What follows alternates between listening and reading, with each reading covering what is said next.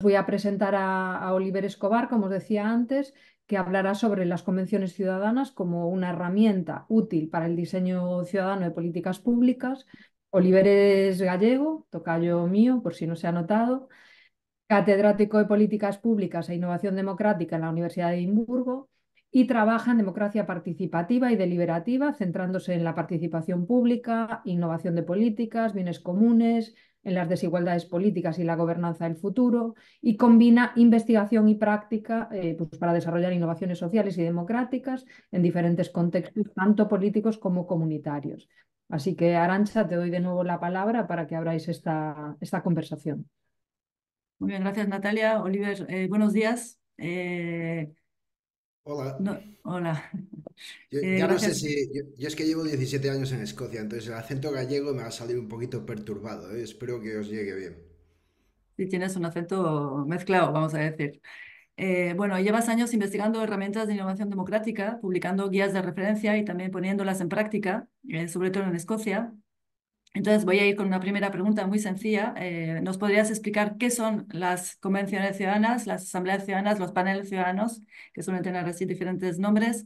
¿Qué importancia tienen para el diseño de las políticas públicas? ¿Qué implicación tienen a nivel de cultura democrática, de transformación social y de políticas públicas? Ahí es, una pregunta con cuatro preguntas empaquetadas. A ver, pues un poquito rápido. Bueno, lo primero, felicitaros por el evento y a todas y todos los participantes que ya han contribuido, porque ilustra muy bien precisamente cuál es el punto y el propósito de desarrollar un proceso deliberativo, porque esto reúne las condiciones esenciales para este tipo de procesos que están diseñados precisamente para lidiar con esta complejidad, con estos conflictos de interés, con estas cuestiones de largo plazo, etcétera. Bueno, las convenciones ciudadanas o los paneles ciudadanos, estas cosas llevan varios nombres. Son parte de una familia de innovación democrática que le llamamos los mini públicos, pero bueno, voy a referir simplemente a las convenciones, ¿no? Como pensando en la convención de la vivienda, ¿no? Y el potencial de este proyecto. Estos son instituciones cívicas para ayudar o, dependiendo cómo lo veáis, rescatar las incapacidades de las instituciones políticas para tratar con temas complejos y difíciles. Entonces son nuevas instituciones cívicas, aunque os contaré un poquito, igual sale después, ya hay una trayectoria de 50 años, por lo menos con las versiones más pequeñas, ¿no? Aunque las convenciones más grandes se han desarrollado más en la última década. Entonces son instituciones cívicas que han proliferado sobre todo en espacios de políticas públicas porque, como sabemos, las administraciones públicas, las instituciones públicas están teniendo muchas dificultades para tratar con la complejidad de muchos de los problemas públicos y muchos de los dilemas de la acción pública. Y han proliferado también espacios de políticas públicas porque son espacios caracterizados por el conflicto, multiplicidad de agendas e intereses en competición, y porque hay también la necesidad de desarrollar medidas, decisiones, políticas que puedan combinar los saberes y los valores. Y de manera que la acción pública sea informada tanto por una variedad de saberes como una variedad de valores. Y son la atracción y por lo cual muchas administraciones públicas a través del mundo están abriendo espacio para este tipo de convenciones es porque hay una necesidad de llegar a decisiones razonadas que estén basadas en buena evidencia, en buenos argumentos, en valores compartidos a nivel colectivo para informar la acción pública efectiva. Y también un poco para contrarrestar lo que en ciencia política llamamos la miopía democrática, ¿no? Que es este efecto en el cual los sistemas de gobernanza democrática, por los incentivos electorales y otros incentivos a corto plazo, crean una arquitectura que no nos permite lidiar con problemas a largo plazo, sean las pensiones, sea el cambio climático, sea la vivienda, sea el planeamiento urbano. Entonces, contrarrestar esa miopía democrática en la cual solo vemos lo que nos viene inmediatamente en el corto plazo y cómo crear un espacio donde se pueda pensar a largo plazo para actuar con urgencia, ¿no? Acción urgente ahora mismo, pero basada en pensamiento a largo plazo. Y por estas condiciones y por estas promesas y este potencial que tienen, pues están capturando la imaginación en varios ámbitos de innovación democrática en muchos países del mundo. Perfecto. Yendo como a cosas muy prácticas, ¿cómo funcionan? ¿Cuáles son sus principales características?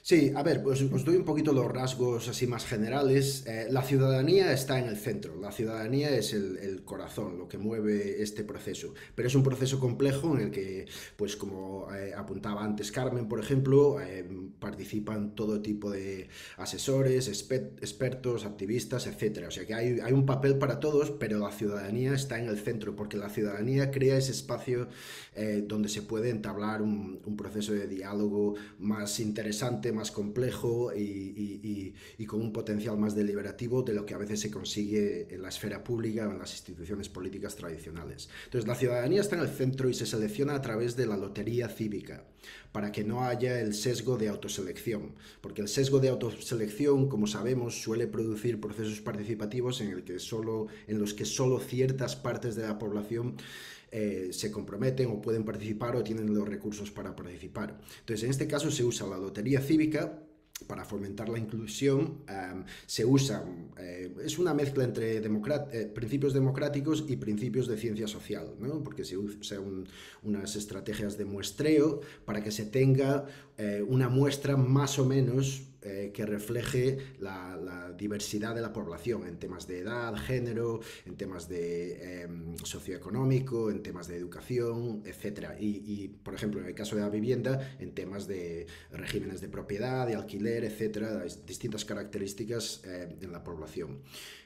Y la lotería por sí sola no produce directamente la inclusión. Lo que ayuda es que luego también hay compensación para la gente que participa. Y esto es para reducir las barreras a la participación. Imagínense la madre o el padre soltero, o la persona que cuida de alguien mayor, o la persona que tiene muy poquito tiempo porque son autoempleados, o hay todo tipo de circunstancias que no le permiten a la gente participar. Entonces, la compensación está diseñada para reducir esas barreras a la participación y para atraer esa diversidad, desde los más jóvenes a los más viejos, desde los más ricos a los más pobres, desde la gente con nivel educativo formal a gente que no ha tenido esas oportunidades, etcétera, etcétera. Y entonces se configura un microcosmo de la población, ¿no? Del público.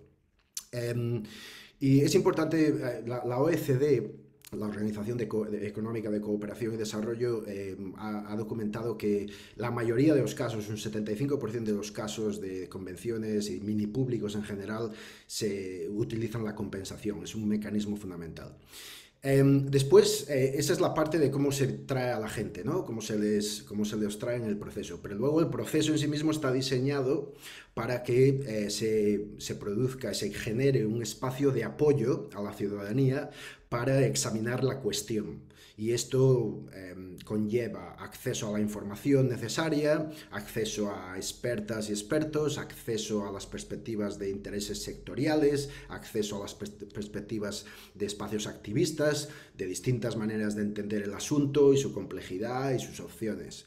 Y eso se hace a través de una fase de información en la cual la ciudadanía interroga distintas perspectivas, interroga a distintos ponentes y se pone al día con estas cuestiones fundamentales para tratar el asunto. Y lo que sabemos es, de investigaciones en cientos de estos procesos, es que la gente muy pronto se pone al día con asuntos súper complejos y se preparan para deliberar.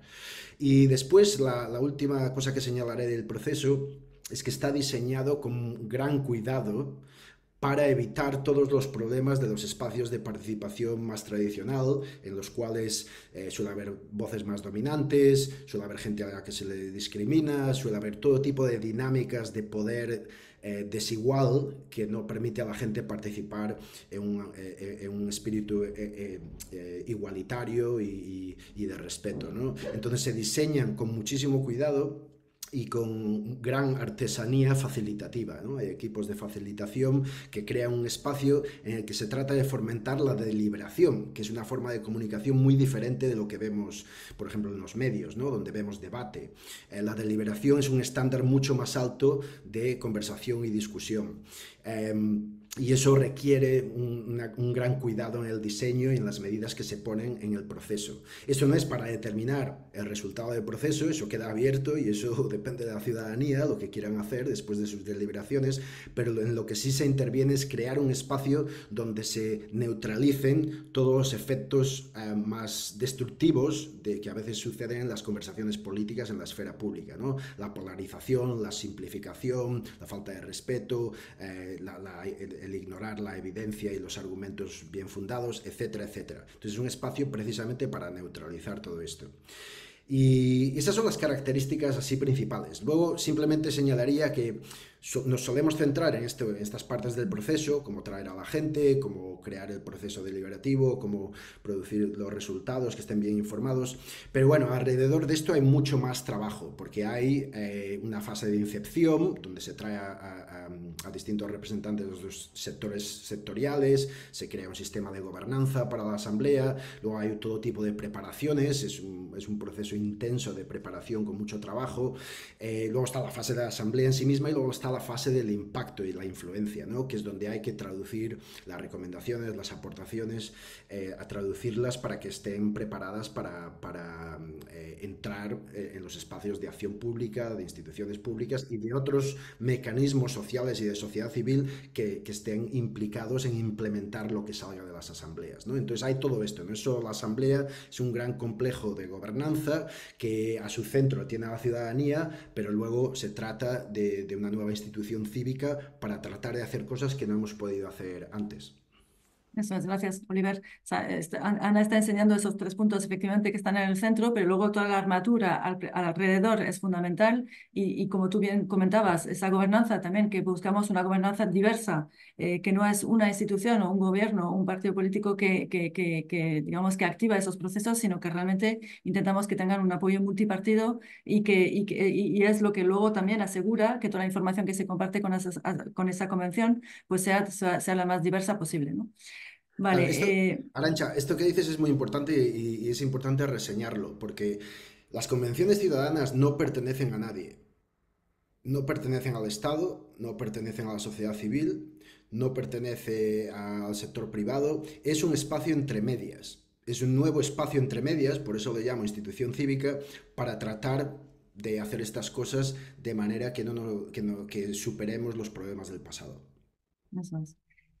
Si quieres también darnos como datos también muy concretos de cuánto tiempo duran, cómo se pueden activar, cómo se les selecciona también todo lo que es la provisión de contenidos, lo que llamamos la provisión de contenidos, todo este contenido que se da, ese conocimiento que se comparte con esa convención ciudadana.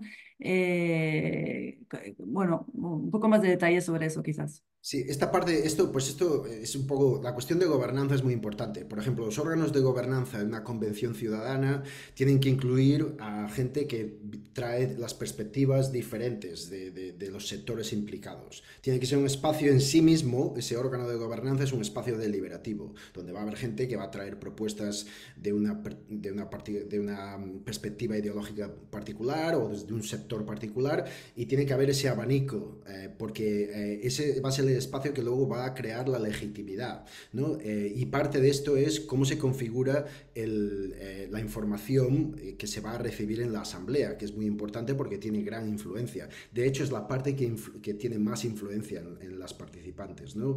Entonces, ¿cómo te aseguras que haya un abanico de expertas, activistas, etcétera, que sea respetable por todas las partes que están envueltas en el debate, en este caso de la vivienda? Por ejemplo, en el caso de Escocia, la Asamblea Climática Escocesa, hubo más de 100 ponentes y ahí había gente de todos los sectores implicados en la cuestión de la emergencia climática, desde agricultura a vivienda, de hecho, a transporte, etcétera. Había también gente de grupos activistas, había gente dentro del Estado, había representantes de todos los partidos políticos representados en el Parlamento escocés. En total era un órgano de gobernanza de 20 personas y luego 100 ponentes que fueron puestos de una manera muy calibrada para que no hubiera un sesgo de una perspectiva a otra, sino que la ciudadanía entendiera el abanico de posibilidades, las distintas perspectivas y luego pudieran contextualizar sus deliberaciones en el contexto de ese entendimiento. Entonces esa parte es fundamental. Luego, en cuanto a la duración, esto realmente depende de la tarea, ¿no? Esto, en ese sentido, tiene paralelos como cuando se pone una comisión de Estado sobre un asunto, ¿no? Claro, ¿cuánto tiempo le das a la comisión de Estado? Bueno, depende de la tarea que le des, ¿no? Y la ciudadanía, pues, en una convención ciudadana, pues, necesita esa misma consideración. Si es una tarea que se puede hacer en 3 meses, bien. Si es una tarea que requiere un año, bien. Ha habido asambleas que se han hecho en un par de fines de semana, ha habido asambleas que han llevado año y medio. Todo depende de las tareas. Y luego la otra opción es que igual no es solo una asamblea, ¿no? El tema de vivienda igual requiere una serie de asambleas o una asamblea permanente que a lo mejor cada año hace un poco del trabajo, porque claro, hay tantos asuntos que tratar que hay que ser realistas, ¿no? No se puede esperar de una convención ciudadana algo que no se esperaría de una comisión de Estado, ¿no? Por ejemplo, hecha de expertos, etcétera, etcétera. Entonces, y luego en cuanto a la talla, digamos el tamaño de asamblea, también depende, las más pequeñas han sido unas 50 personas, aunque los jurados ciudadanos, por ejemplo, los paneles ciudadanos, los hay tan pequeños como 20, 30. Las más grandes ha habido convenciones de hasta 1000 personas. Entonces esto depende, es un poco de la configuración del tipo de muestreo que se haga y luego hay un compromiso, ¿no? Cuanto más grande, más difícil es que haya calidad deliberativa, porque es mucho más difícil. Entonces, al final, la mayor parte de las que se están realizando ahora están entre 50 y 150 personas. Es ese rango ahora mismo de la mayoría de ellas. Y luego hay varios modelos de lotería cívica, varios modelos de todo esto, tiene sus variaciones, ¿no? Hay mucha variación. Sí, hay lo que llamamos, y lo acabas de mencionar, ¿no? Una ola deliberativa, porque realmente son procesos que se están haciendo ya en todo el mundo, que se están incluso institucionalizando cada vez más. ¿Qué nos podrías decir? O sea, aparte, acabas de mencionar la Asamblea, la Convención Ciudadana sobre, bueno, la Asamblea. Estamos todo el rato ahí entre convención y asamblea, porque es verdad que el término, digamos, que se usa a nivel internacional es la Citizen Assembly, ¿no? Que usa más esta palabra asamblea, que igual en contexto español tiene bueno, una connotaciones que nos parece como mejor usar la palabra convención. Pero bueno, eso, esa ola deliberativa que está habiendo en el mundo, o sea, tú cómo la ves y cómo ves que esto se pudiera en algún momento también, bueno, en el propio, en España se están haciendo cada vez más procesos, también cómo ves que esto se pudiera aplicar en algún momento a la vivienda. Sí, pues y me imagino que esta va a ser la última, así que voy a empaquetar aquí 3 cositas que realmente quiero remarcar. Es cierto, estos procesos tienen una trayectoria muy larga, como había dicho antes, de 50 años. Los primeros jurados ciudadanos, las primeras... estoy intentando traducir las planning cells, las células de planeamiento que tienen esa lógica de mini público, sucedieron en los años 70 y aprendimos mucho en los 70, los 80, los 90, pero las asambleas y las convenciones, estos modelos más grandes de convenciones ciudadanas, empezaron en el 2004, o sea que 20 años, estamos justo en el aniversario, en Canadá hicieron las primeras, ¿no? Y desde ahí ha habido una explosión porque hay la esperanza de que pueda ayudar a reimaginar tanto el papel de la ciudadanía en la democracia como la gobernanza democrática funciona, ¿no? Y no es la única innovación democrática, hay muchas otras, pero es una de las que están proliferando. Las temáticas que han cubierto son muy variadas, desde procesos constitucionales a políticas de ciencia y tecnología controvertida, cuestiones de seguridad social, transporte, alimentación, cambio climático, crisis ecológica, planeamiento urbano, políticas de salud. Me gusta lo que decía el compañero antes del pesimismo y de que en España, en vivienda, esto no podemos llegar a ningún lado, porque este es precisamente para lo que las convenciones ciudadanas son buenas. Ese es el contexto exacto donde pueden realmente merecer la pena y la inversión, que es una inversión potente. Ahora, la ola deliberativa, la OECD estima que ha habido unos 700 procesos de los que ellos han documentado. Mi estimado es más cerca de los 2000, porque una vez que entras en los últimos 50 años ya hay más. O sea que es bastante, pero tampoco es como si están sucediendo por todos lados, ¿no? Hay una gran expansión ahora mismo. Y tiene mucho que ver con, por ejemplo, cuestiones como la emergencia climática, que las ha promovido. Pero los ámbitos donde más se está haciendo estas cosas son en planeamiento estratégico, planeamiento urbano, seguido por salud, infraestructura y servicios públicos. O sea, todas estas son áreas de políticas públicas donde ha habido mucho. Y como os había dicho, los ejemplos de Canadá, el ejemplo de Islandia, el ejemplo constitucional, en Dinamarca lo han usado mucho en ciencia y tecnología controvertida. En Alemania las células de planeamiento han sido muy importantes en el espacio de planeamiento urbano.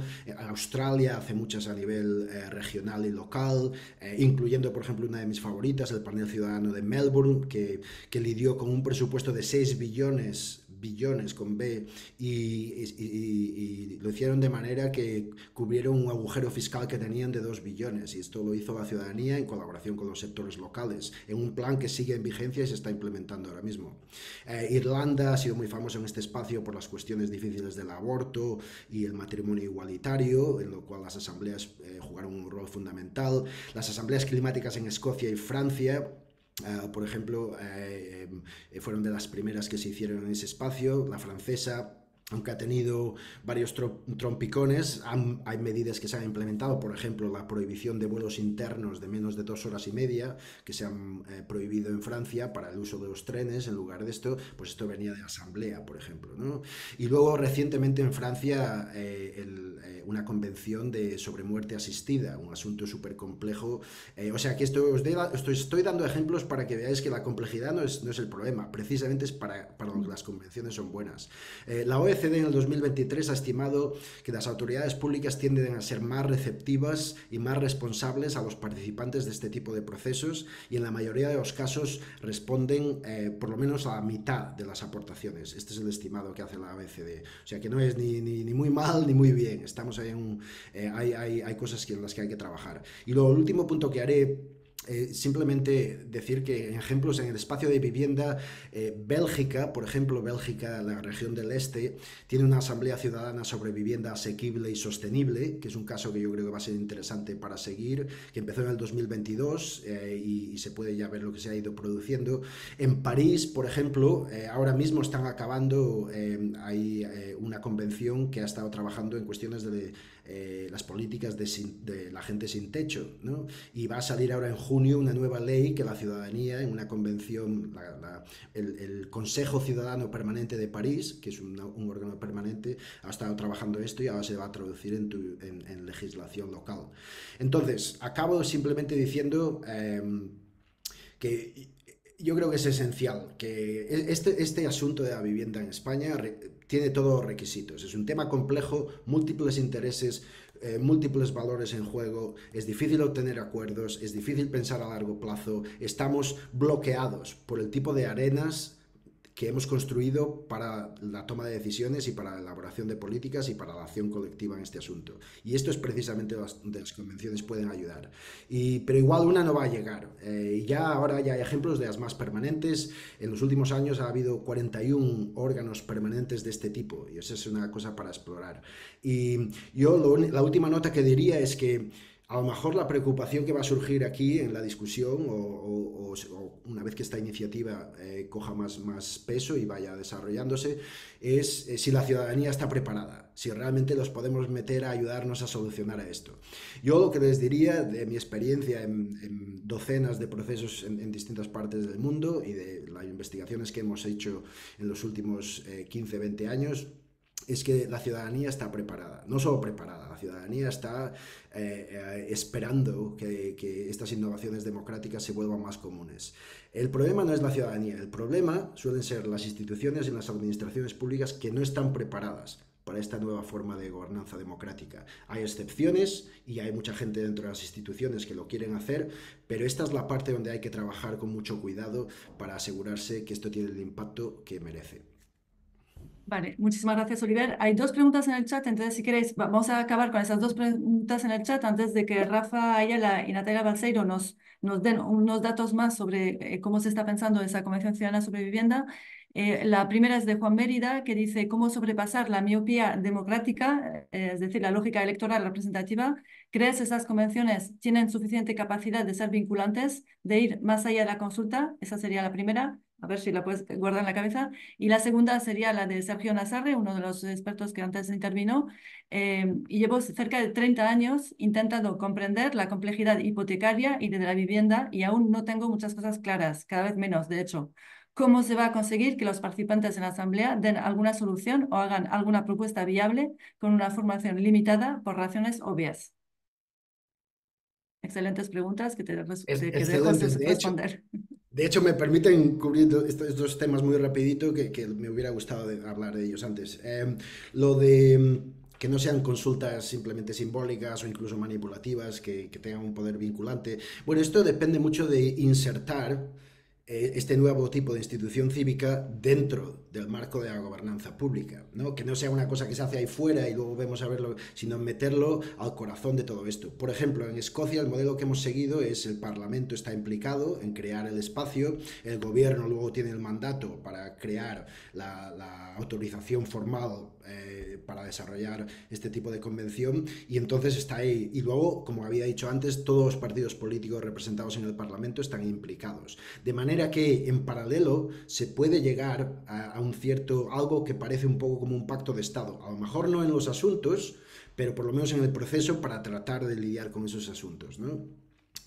Entonces, esto depende mucho de la gente dentro de la administración pública y su capacidad para combinar de manera productiva esta nueva institución cívica con las instituciones existentes. Y eso requiere de innovadores democráticos dentro de la política, que no hay muchos, pero las hay. Y entonces requiere ese tipo de alianza de la gente que son más orientadas al futuro, con pensamiento más claro y que confíen en la capacidad de la ciudadanía de ayudar a las instituciones, sobre todo con asuntos que las tradicionales instituciones políticas no han podido solucionar. Y luego la segunda pregunta. Totalmente entiendo el punto de que después de 30 años tratando de lidiar con temas complejos, etcétera, es difícil. Pero esto, claro, precisamente la respuesta a esa pregunta o a ese desafío está en la manera en que este desafío ha sido articulado. Este es un asunto que nadie lo va a resolver individualmente. La inteligencia individual no llega, no es suficiente. Necesitamos una forma de inteligencia colectiva. La deliberación es una forma de comunicación que activa la inteligencia colectiva. Entonces no hay que pensar en las convenciones como una colección de individuos que todos ellos van a aprender todo lo que se necesita saber sobre el asunto. Hay que pensar como un órgano colectivo con capacidad para movilizar inteligencia colectiva. Y esto está bien documentado en los estudios de la deliberación y la inteligencia colectiva, como la masa es más inteligente que el individuo más inteligente en la masa. La capacidad de una masa deliberativa para lidiar con asuntos complejos es muy potente y es un tema al que les invito a que lo miren. Hay mucha literatura, hay mucha investigación. Esto ejemplifica muy bien por qué expertos individuales, sean los más inteligentes del mundo, no pueden solucionar estos asuntos complejos. Necesitamos nuevos órganos que movilicen inteligencia colectiva. Las convenciones ciudadanas son uno de ellos.